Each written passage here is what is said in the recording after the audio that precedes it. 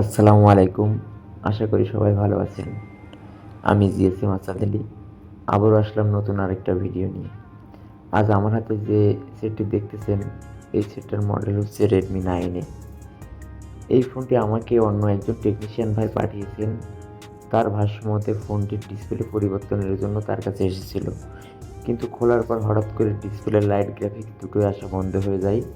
কিন্তু সে রিসিভ করার আগে সে ফোনটা খোলার আগে তার কাছে যখন এসেছিল, তখন ফোনটাতে লাইট গ্রাফিক্স দুটোই ছিল। তিনি অনেক চেষ্টা করেছেন কিন্তু সমাধান করতে পারেননি। বন্ধুরা, যখন কোনো টেকনিশিয়ান ভাইয়ের হাত থেকে কাজ ফেরত আসে তখন সেই কাজগুলো একটু বেশি চ্যালেঞ্জিং হয়, কারণ অলরেডি সেখানে সে তার সাধ্যমতো চেষ্টা করেছে, আইসিতে হিট করেছে, বেসগুলো ডিসোল্ডারিং করেছে, সোল্ডার করেছে, সে চেষ্টা করেছে তার মতো করে। তো যাই হোক বন্ধুরা, সে তার মতো করে চেষ্টা করেছে। তারপরে আমি ফোনটি হাতে নিয়ে প্রথমে এলসিডির কানেক্টর এবং মাদারবোর্ডটি ভালোভাবে পর্যবেক্ষণ করি, এবং গ্রাফিক্স না আসলে আমরা যে লাইনগুলো চেক করি, মিপি লাইনগুলো চেক করি, মিপি লাইনের প্রত্যেকটা লেনগুলো আমি একটা একটা করে মেপে দেখলাম যে না, জিআর ভ্যালু সঠিক আছে।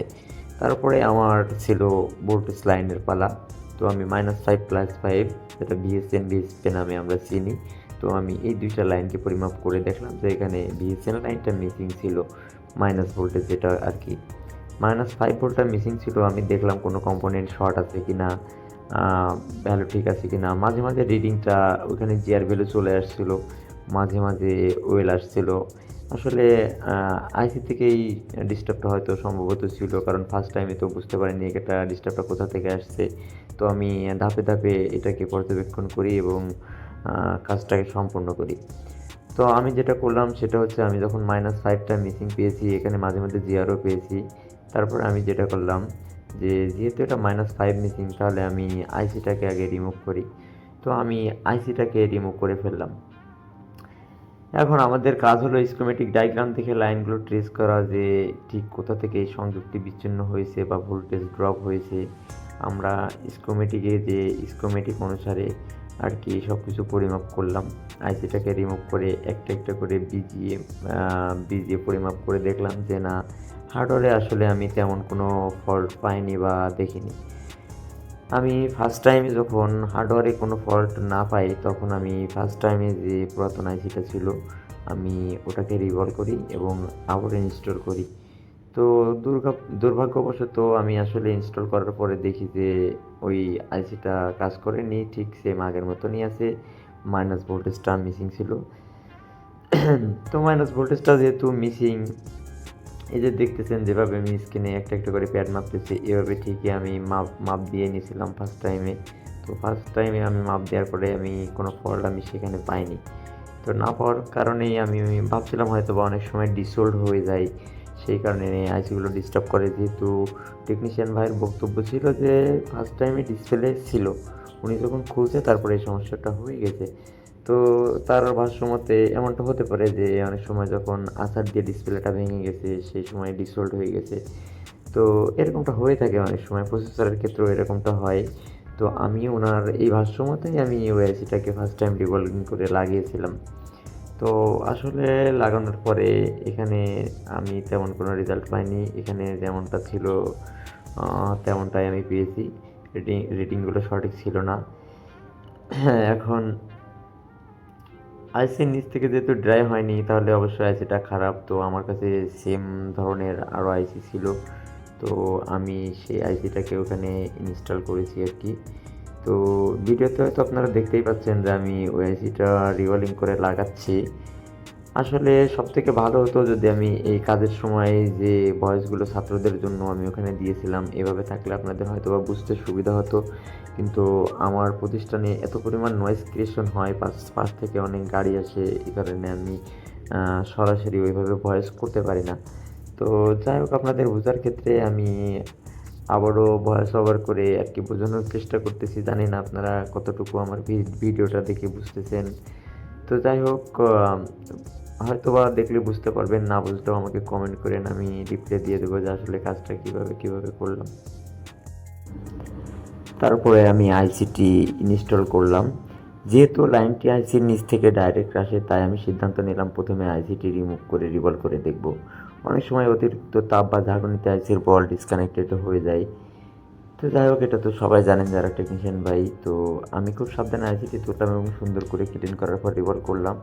টেকনিশিয়ান ভাইদের উদ্দেশ্যে বলবো, এই ধরনের কাজে অবশ্যই ভালো মানের পেস্ট এবং সঠিক টেম্পারেচার ব্যবহার করবেন। তো যাই হোক, আইসি রিভলভ করে বসানোর পরেও আমি রেজাল্ট চেক করলাম, কিন্তু দুর্ভাগ্যবশত সমস্যার সমাধান হয়নি। এর মানে আইসিটি ইন্টারনালি ড্যামেজ হয়ে গেছে।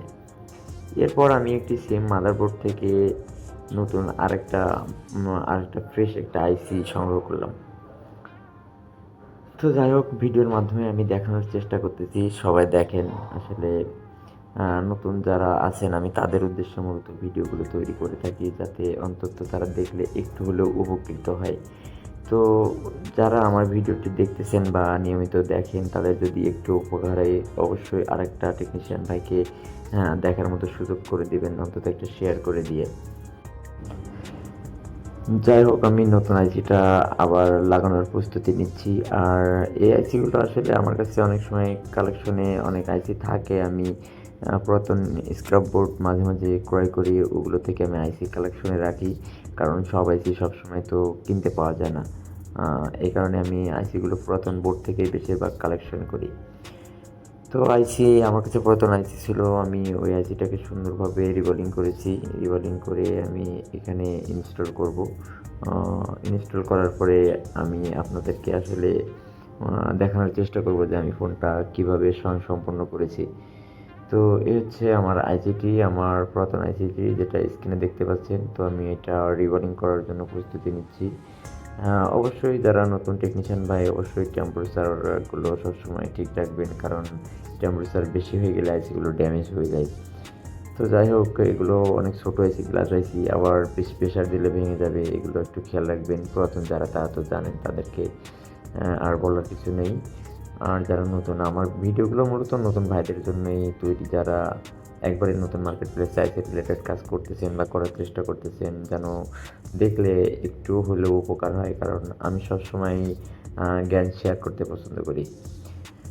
তো যাই হোক, আমি পুরাতন আইসিটা যেটা আমি রিভলভ করে আগে ইনস্টল করেছিলাম, তো আমি ওই আইসিটাকে আগে ফার্স্ট টাইমে রিমুভ করে নিব।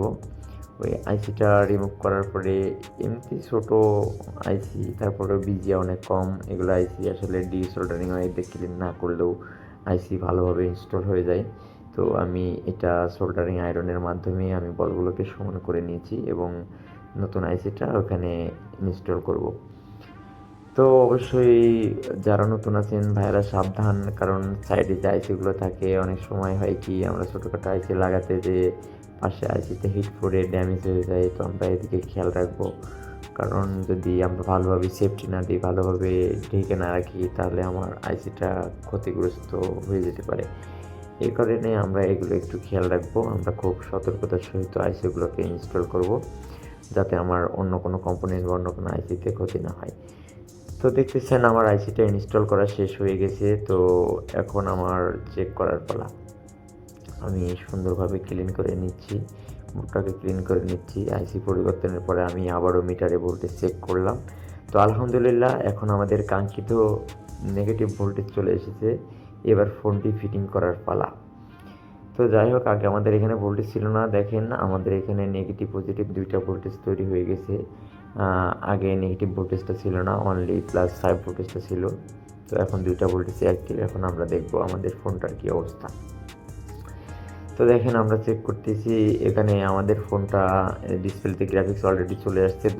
দুর্ভাগ্যবশত আমাদের ডিসপ্লেটা নষ্ট, ফাটা র্যাক চলে আসছে, উপরে ভাঙা, অনেকটাই ভাঙা।